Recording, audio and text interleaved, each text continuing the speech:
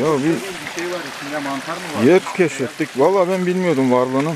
He? Tabela da gördüm. Turgut Şelalesi diye. Ha dedik 10 kilometre. Ama vallahi hayran kaldım. Harikaymış. Yani. Ne yapıyorsun gerçekten? Çok güzelmiş. Böyle 100 metre de aynı şekilde aşağı gidiyor. Yüksek. Yani doğa öyle bir mimari yapmış sanki elle işlemiş ya.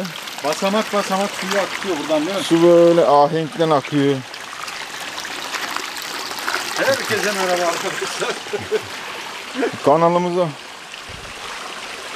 Ya yanımıza hoş geldiniz arkadaşlar. kamunuza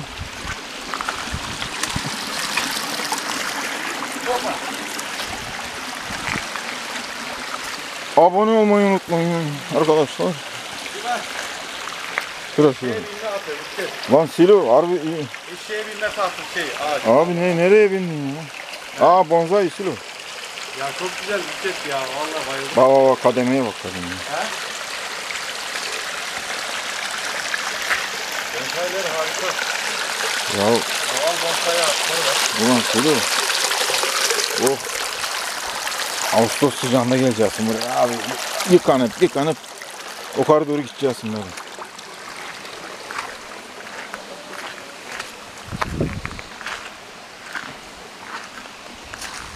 Git babam git. Aynı güzellik. İşte burada kahvelerimizi içelim. Evet. Gitmeye gerek yok. Aynen. Şuradan döneriz ya. Aynı şekilde gidiyor. Biz belki var ya 120 metre diyordu. Biz 500 metre yürüdük. Dereden yukarı. Bundan sonra kademe azalıyor zaten. Allah. Değişik ağaçlar, sığla ağaçları mıdır? Yani meşeler, bak meşenin böyle bir büyük meşe ben hiç görmedim. Meşe değil mi bu? Meşe değil. Çınar bu. Ne çınar abi? Meşe değil.